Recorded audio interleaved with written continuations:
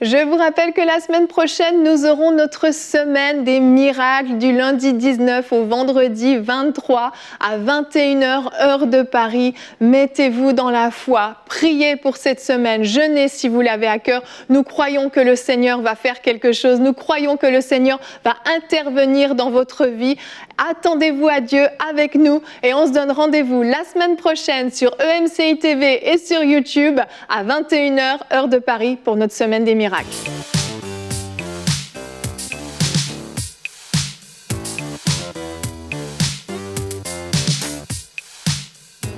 Bonjour à tous, bienvenue sur le plateau de Bonjour chez vous pour cette dernière émission de la semaine et surtout de cette série dédiée spéciale fin des temps.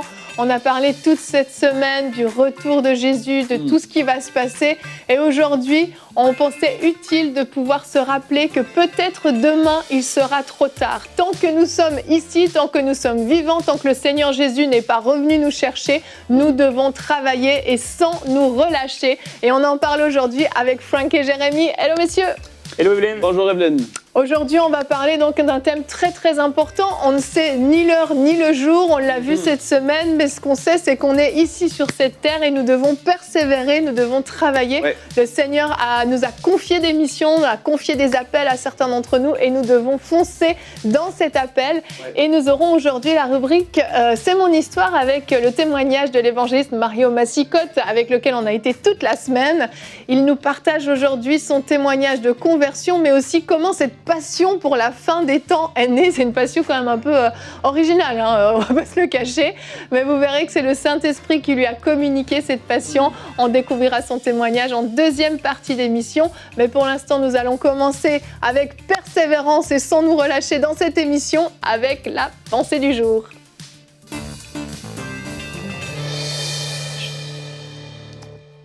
Bonjour, je suis heureux de vous retrouver aujourd'hui et de partager avec vous cette pensée du jour.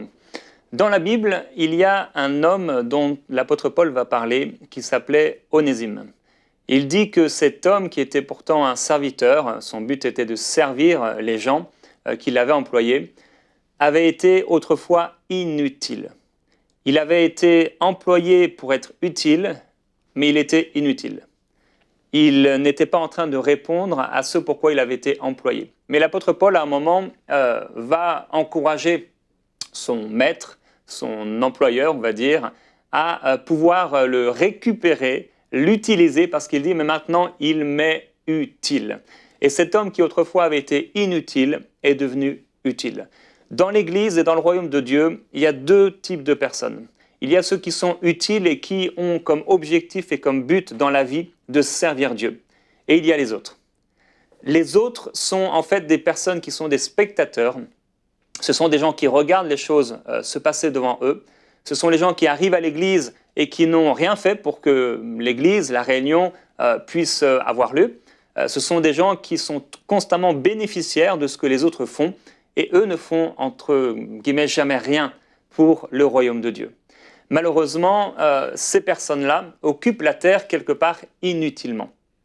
Et aujourd'hui, j'aimerais vous encourager, non pas vous condamner, mais vous pousser à être un serviteur utile pour le Seigneur. Et la bonne nouvelle, c'est que on peut être comme Onésime et ne servir quelque part à rien pour le royaume de Dieu. On est là, Dieu nous bénit, peut-être on prie pour nos besoins, mais on est constamment dirigé vers nous-mêmes et vers notre propre vie. Et toutes nos prières accumulées, si on pouvait les mettre en une seule phrase, c'est « Seigneur, bénis-moi ».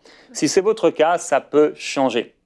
Et l'Onésime, peut-être que vous étiez autrefois, peut devenir maintenant une personne utile pour le royaume de Dieu. Je voudrais vous encourager à faire cette prière devant le Seigneur. Seigneur, j'aimerais tellement pouvoir être utile pour ton royaume. S'il te plaît, illumine les yeux de mon cœur que je sache ce à quoi tu m'appelles. Et je voudrais vous encourager à dédier votre vie entière au Seigneur et à ce que vous puissiez avoir ce désir profond dans votre cœur d'accomplir la volonté de Dieu. Ce n'est pas le tout, parce que je sais que certains, vous me diriez, mais je prie pour savoir quelle est la volonté de Dieu, Dieu ne m'a pas parlé. Alors on peut prier, et on peut prier avec persévérance pour connaître quelle est la femme, l'homme que nous allons épouser.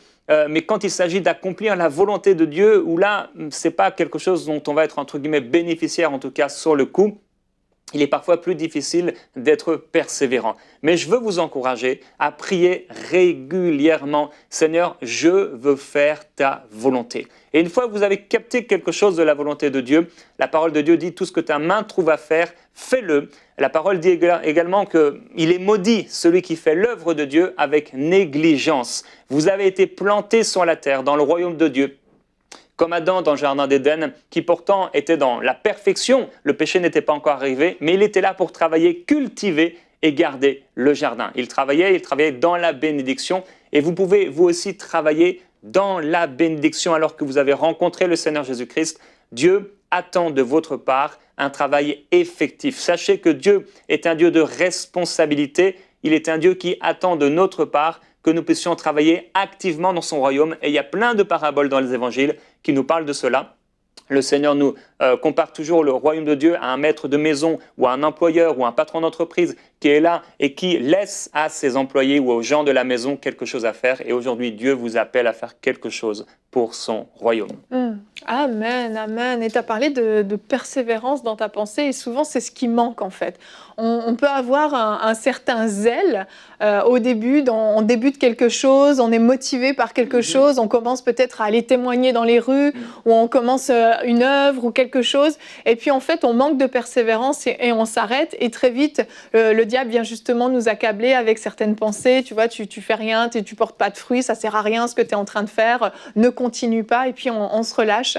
Et pendant ta pensée, je pensais au pasteur Ricardo Rodriguez et son épouse Patricia quand ils ont commencé leur ministère en Colombie. Ouais.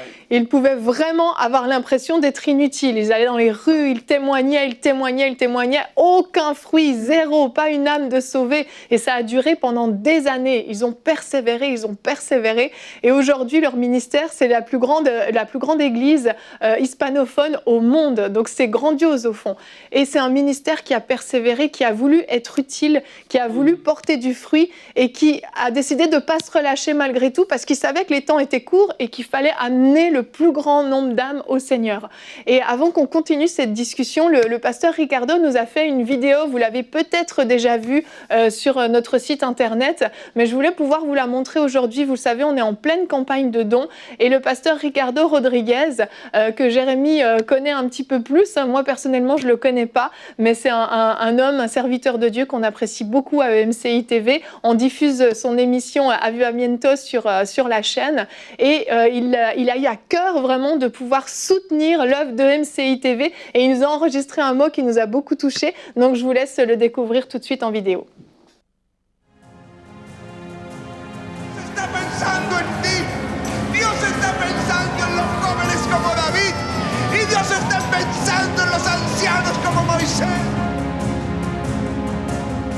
Te entregamos el control, te entregamos el señorío.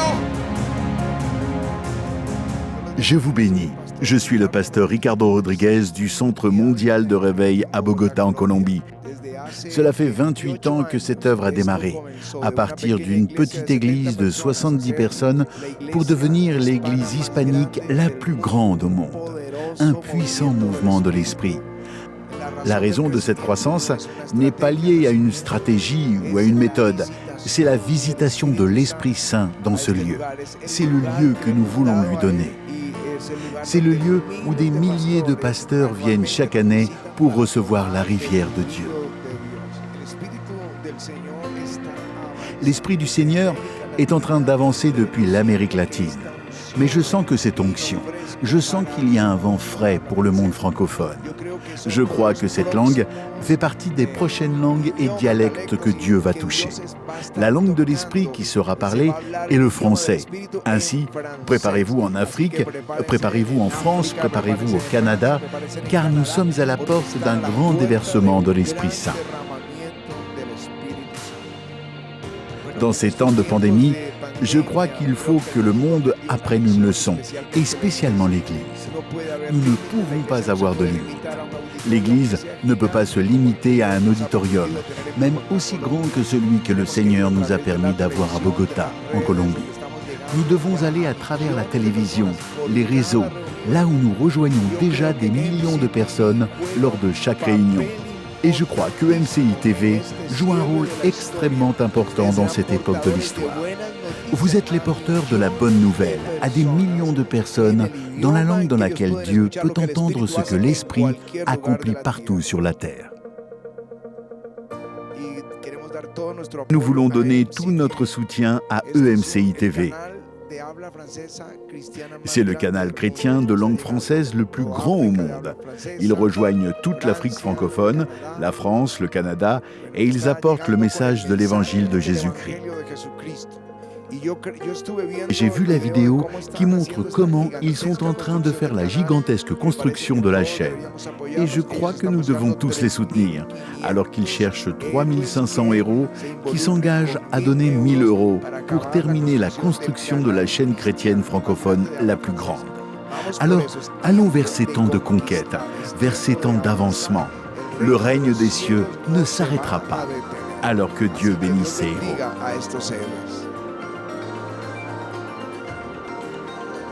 Dès maintenant, donnons pour achever la construction et équiper le centre EMCI.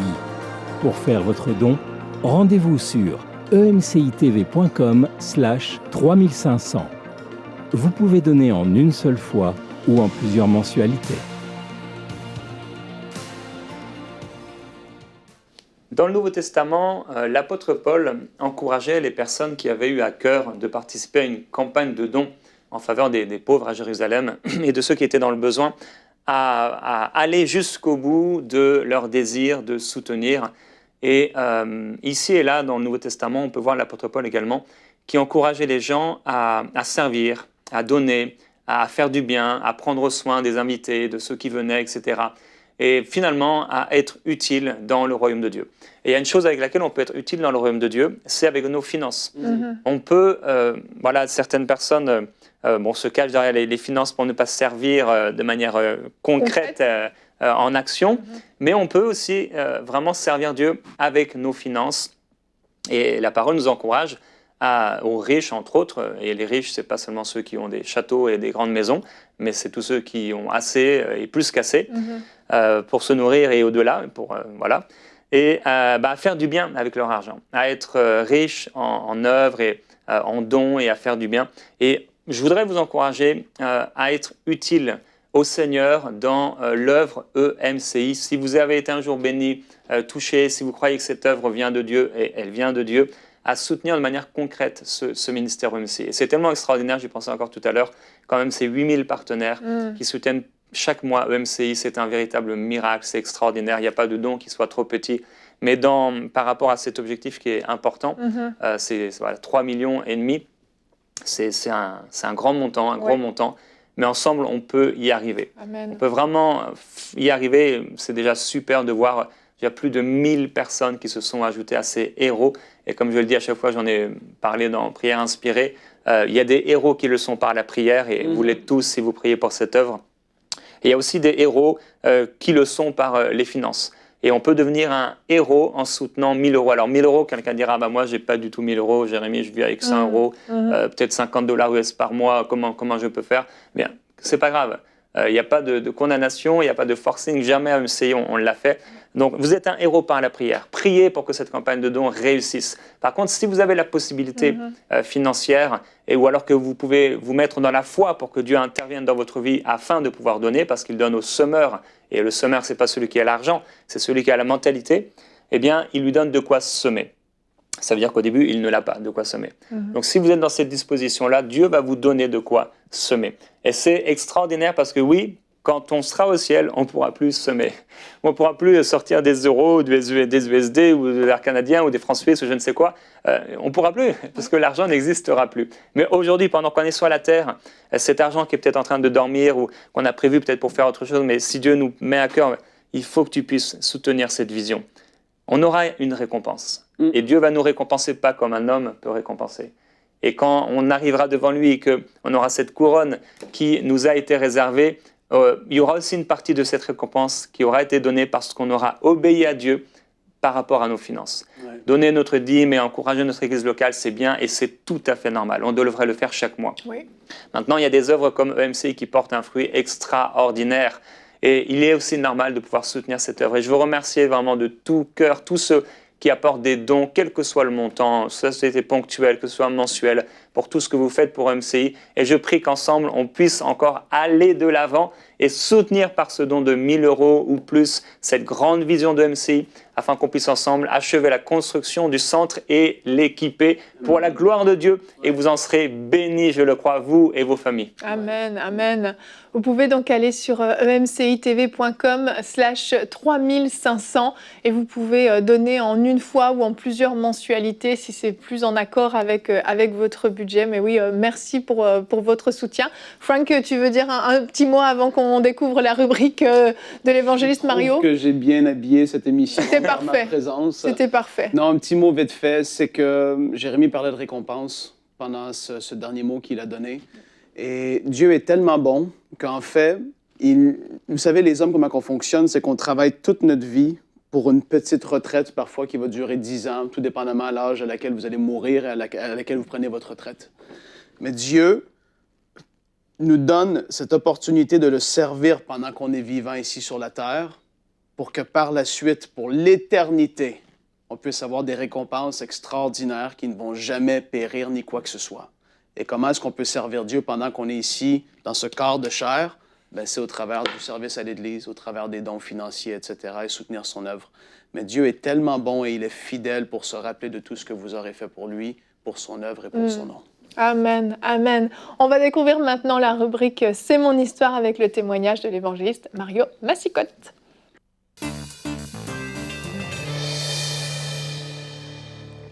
On se retrouve pour la rubrique « C'est mon histoire ». J'ai le grand plaisir aujourd'hui d'avoir avec moi l'évangéliste Mario Massicotte du ministère Pain de Vie. Bonjour Mario. Bonjour, quel privilège d'être avec vous. Le privilège est pleinement pour moi. Merci d'être ici, merci de répondre à cet appel pour la rubrique « C'est mon histoire ». Oui. Vous allez nous raconter votre conversion, comment vous avez connu le Seigneur et d'où vient cette passion pour l'eschatologie, oui. la fin des temps, l'apocalypse et toutes ces choses. Donc, pour la petite histoire, votre conversion se passe au travers de celle de votre épouse, c'est ça? Oui, effectivement, c'est elle qui a accepté le Seigneur quelques semaines avant moi. Nous étions déménagés dans une ville nouvelle pour changement de territoire pour la compagnie pour laquelle je travaillais. Et puis, elle a parlé avec la dame qui était notre voisine. Puis elle lui a dit qu'elle ne faisait pas de religion parce que la conversation était tombée sur le thème de la religion. Et la dame l'a vraiment surprise en disant qu'il ne faisait pas de religion. Alors, mon épouse lui a demandé, mais si vous n'avez pas de religion, qu'est-ce que vous faites? Alors, elle a dit, il y a une église évangélique ici dans la ville, il y a un pasteur qui prêche la parole de Dieu et on a trouvé la paix. Et ça, c'était vraiment le mot-clé pour mon épouse parce qu'elle était très anxieuse au sujet de l'au-delà. Même si on était très jeune, on était au début de la vingtaine, déjà elle se préoccupait des questions, qu'est-ce qu'il y a après la mort? Est-ce que vraiment il y a un ciel? Est-ce que vraiment il y a un enfer? Puis je lui disais, ben écoute, on parlera de ça quand on sera plus vieux, quand on aura 50 ans. Parce que je pensais que 50 ans, c'était très vieux à l'époque. Mais c'était vraiment peine perdue. Et finalement, elle a demandé à la dame, c'était quand la prochaine réunion à son église? Et puis la dame lui a dit, c'est mardi. Alors elle a dit, je veux y aller. Wow. Et c'est comme ça qu'elle a connu le Seigneur, elle a donné sa vie. Et je voyais les changements dans sa vie, mais ça ne me touchait pas vraiment parce que à cette époque-là, je me considérais une bonne personne. Puis je me disais, s'il y a un ciel, ben, tant mieux, je serai au ciel parce que je suis une bonne personne. Et ils ont dit, ben écoute, il y aura un ralliement de la grande église italienne de Montréal qui va venir samedi dans 2 semaines. Viens donc au moins voir. Et puis, j'ai dit oui, mais pas parce que ça m'intéressait, mais je me suis dit, dans 2 semaines, ils ne s'en souviendront plus. Mais la semaine de ce samedi-là, bien sûr, ils s'en souvenaient. Et je me suis présenté à la réunion. C'est vrai que c'était beau, il y avait des beaux chants, de belle musique. Puis ce prédicateur italien qui est venu, c'était le pasteur Alberico De Vita, qui parlait très fort. Et puis je me disais, pourquoi est-ce qu'il parle si fort? Et puis, je comprenais rien de ce qu'il disait. Vous connaissiez rien à la Bible, rien à tout ça? Non, j'étais vraiment distrait. Puis je me disais, si ça peut terminer, que j'ai respecté ma parole et puis je ne reviendrai plus. Mais à la fin, il m'a dit plus tard que c'est rare qu'il terminait ses réunions de cette façon. Il a pointé comme ça son doigt à tout hasard en disant, il y a quelqu'un ici ce soir qui est sans Christ. Et s'il devait mourir ce soir, c'est le jugement éternel qui l'attend. Et curieusement, son doigt est pointé justement sur moi. Wow. Et là, il y a mille et une questions dans ma tête. Je me disais, pourquoi, comment il sait que je suis ici ce soir?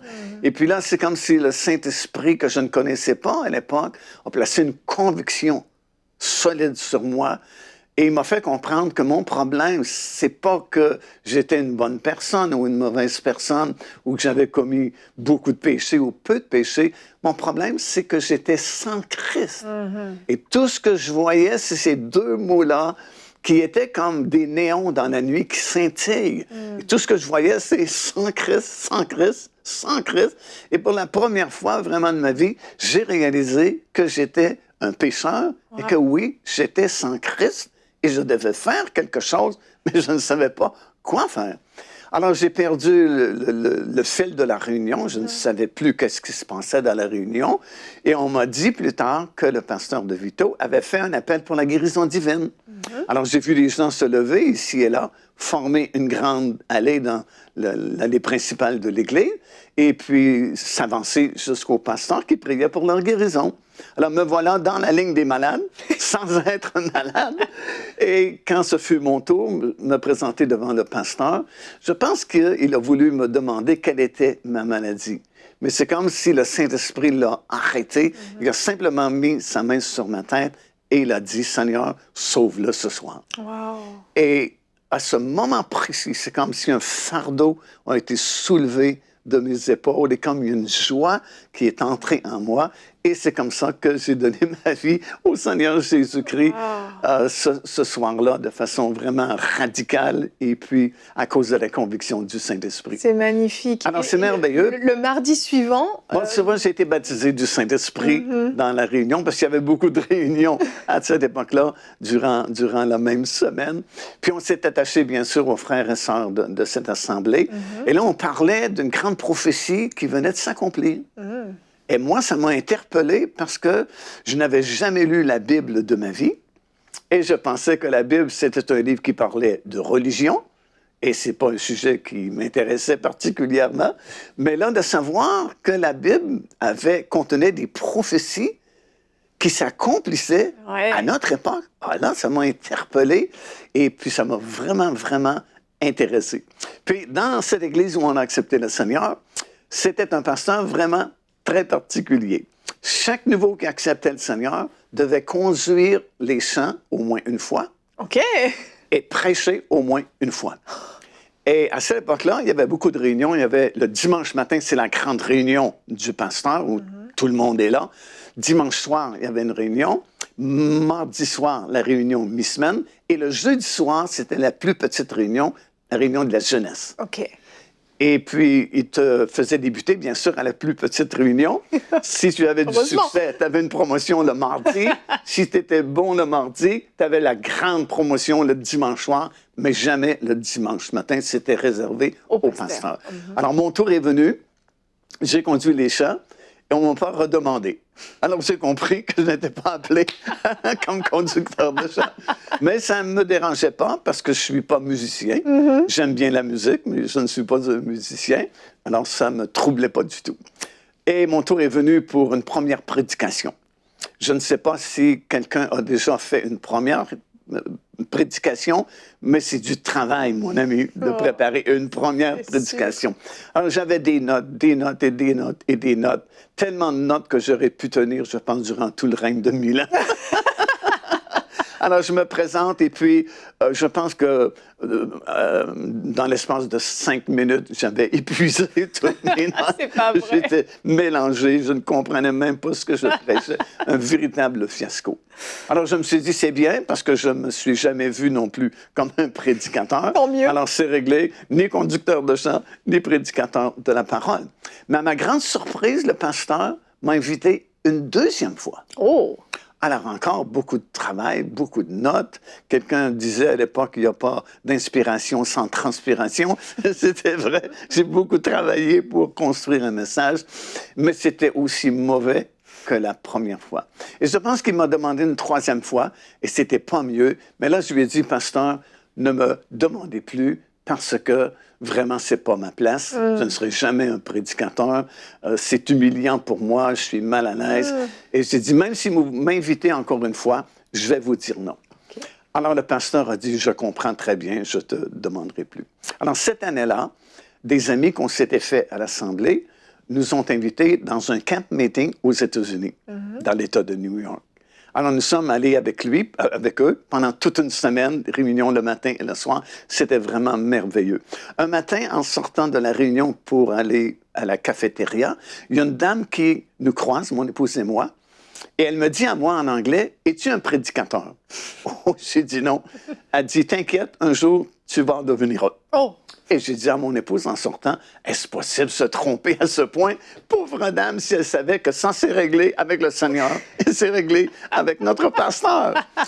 Mais écoute, en revenant du camp meeting, je ne comprends pas comment, mais je suis revenu avec un feu en moi pour prêcher la parole de Dieu. Et là, je ne comprenais pas. Parce que je disais, Seigneur, on a réglé la situation, mais c'était toujours là. Et j'ai dit, Seigneur, écoute, si c'est vraiment de toi, fais que le pasteur à qui j'ai dit, ne m'appelez plus, m'appelle encore une fois. Et vous devinez ce qui est arrivé. Il a appelé. Voilà, il a appelé. Et il dit, Mario, je voudrais t'inviter encore une fois à prêcher, malgré qu'on avait une entente.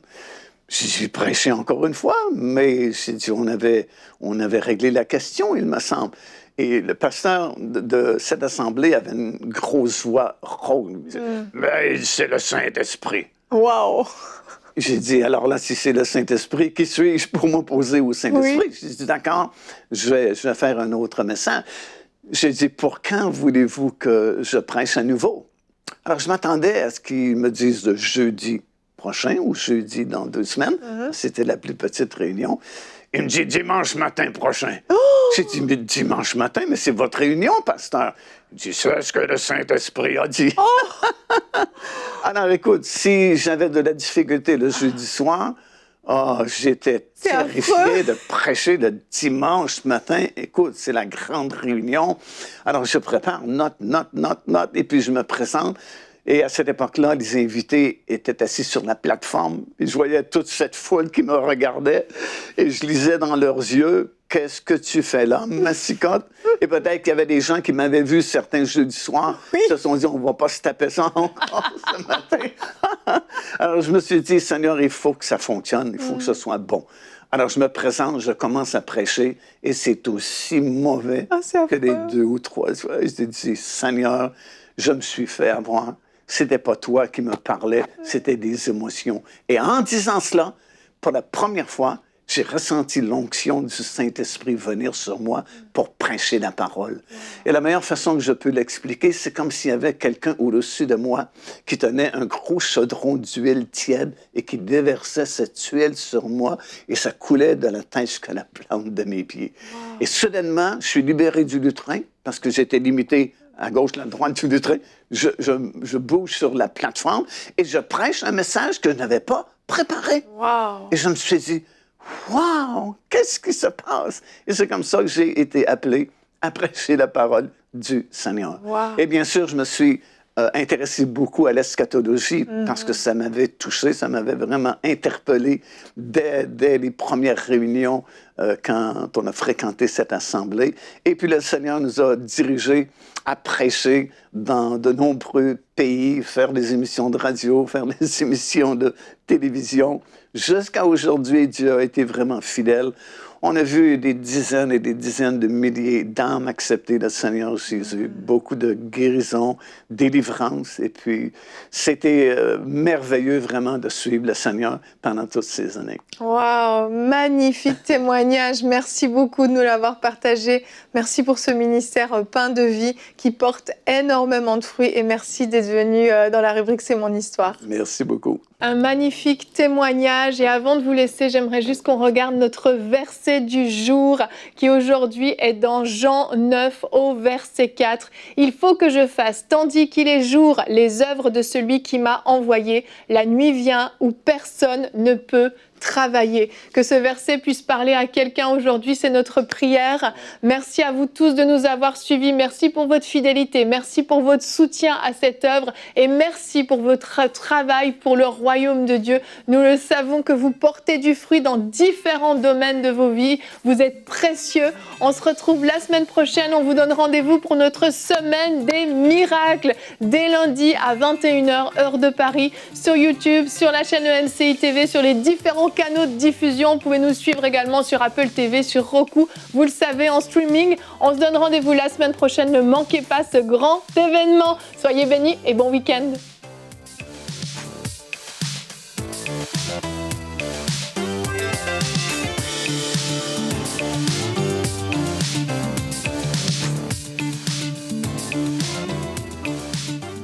Dès maintenant, donnons pour achever la construction et équiper le centre EMCI.